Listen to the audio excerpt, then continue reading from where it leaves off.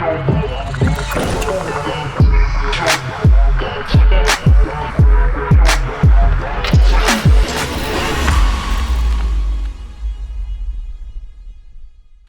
so today on Tuesday Tip, I wanted to talk to you about those borders along your flower beds. A lot of people always call us and they go, man, I don't know what to do about this Bermuda grass. It continues to grow into my flower bed.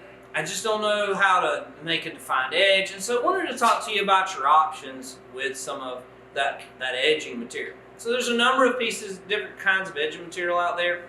One, you can actually have a nice bed edge with just taking a weed eater. What you do basically is turn a weed eater up on its edge and kind of burn a line so it'll make a nice, clean, crisp line. People always say, well, why is it important to have that? It gives a very clean, distinct line between your turf areas and your bed areas. It also keeps that grass from creeping into your flower beds. And everybody has plenty of weeds in their flower beds in the springtime. No need in having grass there, right? So you very easily can take a bed edger or a weed eater and burn that edge. You can take an edger as well and burn the edge in there so that you have a nice defined edge. That's the most common thing that we see. Now, you've got some other options that are out there. People always go, ooh, I want plastic edging. There's pros and cons to plastic edging. The thing about plastic edging is over time, it's a petroleum product, so it's in the sun, and so that petroleum product dries out and it typically cracks, or a weed eater hits it and it breaks or busts, and then you've got an issue with that plastic edging. Pro about it is it's pretty cheap and it's inexpensive. It's a little bit aggravating to get in the ground, but you can do it. Another type of material that's out there that we see a lot of is metal edging. We see a lot of metal edging, and we recommend metal edging when we put in mulch. Because mulch likes to float a lot of times, especially if it's in a high traffic area or a high water area, and so that mulch floats. And so when it floats, that metal edging kind of holds it into place.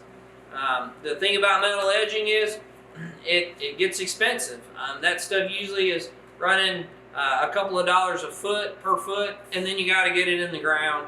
And then in getting it in the ground, if you have a lot of tree roots, like we have some clients that have oak trees or those kind of things, then what happens with those oak trees is you kind of get the climbing of the roots. Over time, as those roots rise up, it actually will make that metal edging actually come straight out of the ground. And then you're back to square one with not having very good edging around your flower beds. Another option, we see a lot of clients, we get a lot of calls on this. We don't do this particular service, but you can actually have a concrete poured along the edge. You get a concrete border, they have it's called a concrete curbing machine, and they have a little machine and it goes around the edge.